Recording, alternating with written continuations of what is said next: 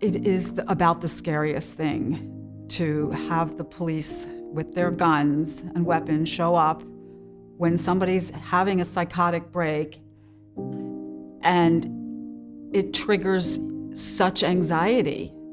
It's a scary process because you're still going through, right? Whether it be paranoia, which was for myself, and voices, you're still hearing all of that stuff. It's still dealing with the crisis that had me there.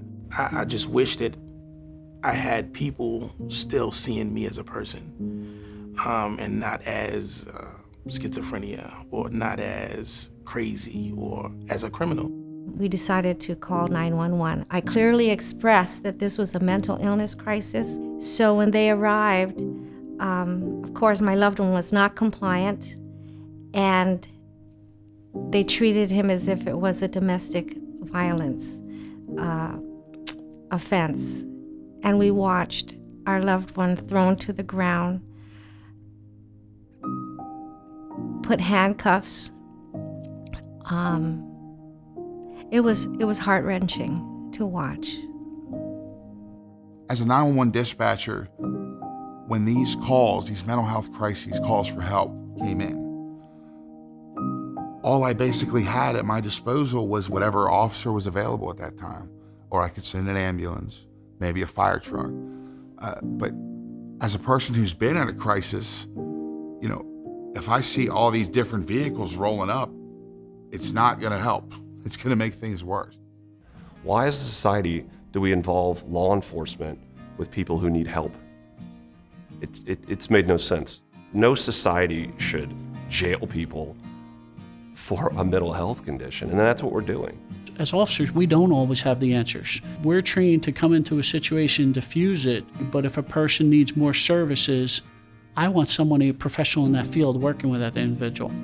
The fact that 988 is coming online and becoming available is unbelievably just phenomenal for me. They can send the right people. You can send a clinician to the scene if that program is being offered in your area. You can connect them up with a local hospital or doctors or things like that, because you're calling the right people to get help. You just sit there praying when the police are on their way that it'll work out okay. So there's that unknown, but that 988 will make all the difference.